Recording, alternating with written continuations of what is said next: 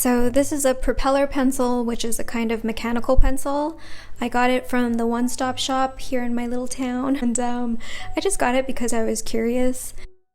I got it late last year, and I feel like I sketch a lot more since I got this pencil. And basically it's a mechanical pencil that can hold thicker lead. You load it up with the thicker lead, and you can hold the pencil at different angles to get different widths.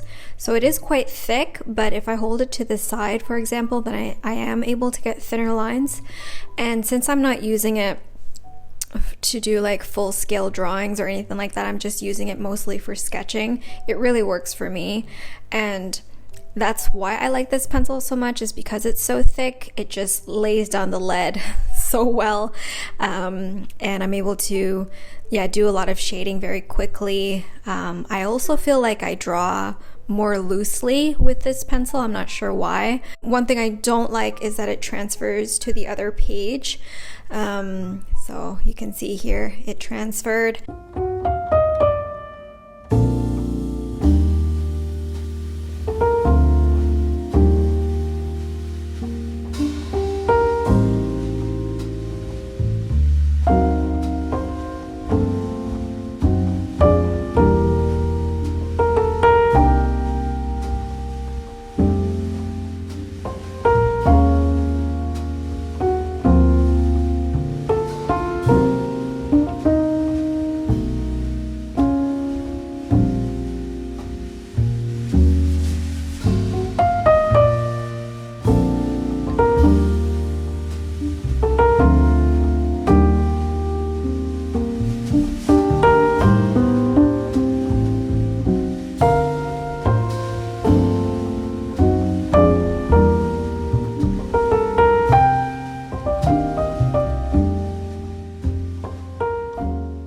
This here is a 5B pencil by Faber-Castell, and I really like it because it's the same thickness as the propeller pencil, but it does not transfer to the other side.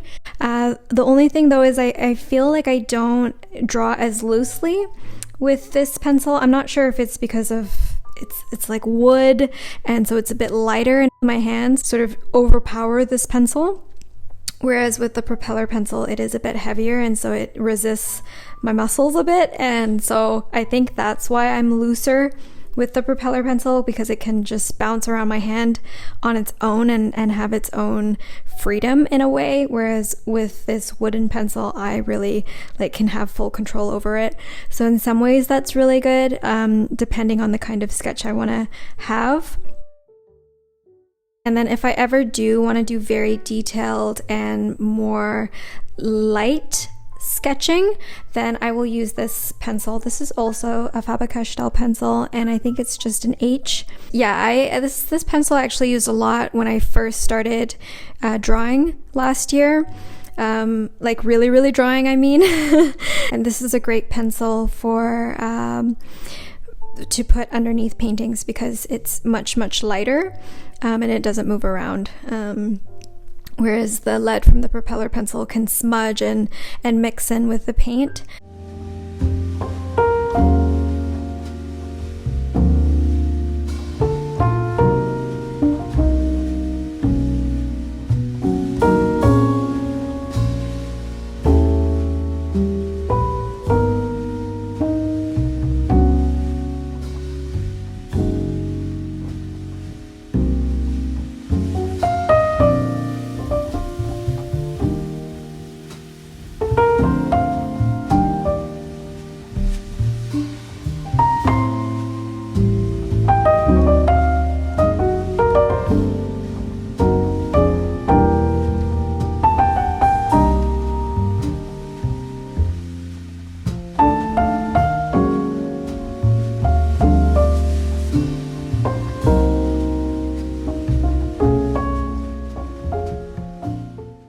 And then here are the main erasers that I use. The rounder one, it's lighter and it's just more buttery and smooth, and it can remove the lines much more quickly. And that one I actually got in an art shop, so it is meant more for drawing. And you can see I'm able to get more into the little crevices and corners a lot more easily. So it's a really good eraser for just refining the drawing a lot more. Okay, so now we're moving on to colored pencil, and from my understanding there are two main kinds of pencils, colored pencils. There are the oil-based ones and the wax-based ones, and Prismacolors are wax-based. I really like Prismacolors because the colors go down super well and they're very saturated, whereas the other wax-based colored pencils that I have from Arteza, which is right here, they're also really nice. Like certain colors are really nice, like you can see here with this pink, but the thing is that I have to push down really hard, whereas with the Prismacolors I don't need to as much. It just sort of goes on, but concerning the price point, I would say that Arteza is very good. And then here we have oil-based colored pencils. They are student grade faber-castell, and I actually prefer oil-based. I like the way it looks. Like if you look here, it looks so blendy, but I'm also okay with wax-based colored pencils. I like that it looks a little bit more like organic.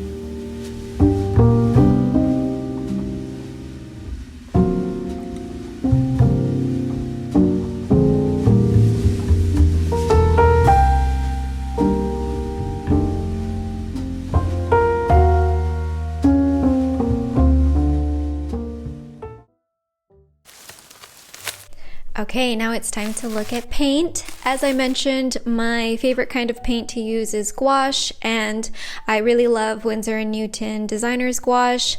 It is more pricey, so I was only initially able to get the primaries plus black and white, and it also came with a green.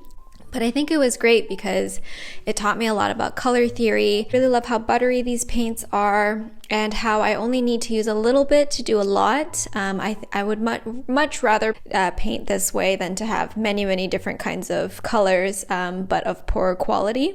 And then also I picked up these three colors at a shop because I find them a little bit harder to mix, and I use these colors a lot. So I thought that I would just get them pre-mixed. My favorite palettes to use, the first one is this ceramic plate. I just find it so much easier to clean. I did drop it on the floor, so that's why it's all cracked up, but it makes a really good paintbrush holder. And then I've been using this plastic one that closes up because I'm able to store my paints in there without having to remix them all the time. But of course it starts to get muddy after a while, so there's that, but I really like that I'm able to travel with it. Okay, now let's take a look at paintbrushes. This one is, I don't know what it's called. It's, I think it's a round brush with a pointy end, and it's a size 12, but I don't really look at the numbers, I just look at the size of it. And I like the pointy end because then I'm able to fill up a lot of space, but then also do a little bit of details. And you can see here, it's able to do quite fine lines, which is really nice. I just picked this up at the one-stop shop, so it's not like the most amazing brush. This one is a very similar shape, but it is a little bit smaller. Again, sorry, I don't really know the numbers, but basically I just have one big round pointy brush and then a more medium size pointy brush. And then this one here is a smaller brush, but it's not super thin. and it's not like a pointed end, so it's a more of a flat end, and I really like that for certain looks, for certain kinds of lines, and it's also able to fill in smaller areas really well. And this is probably the brush that I use the most. It is a 000, just a fine detail brush, and I use it exactly for that, for fine details. I really like it, and again, I'm not too fussed about like what brand or anything like that. I just sort of use whatever's available and look at the shape of the bristles.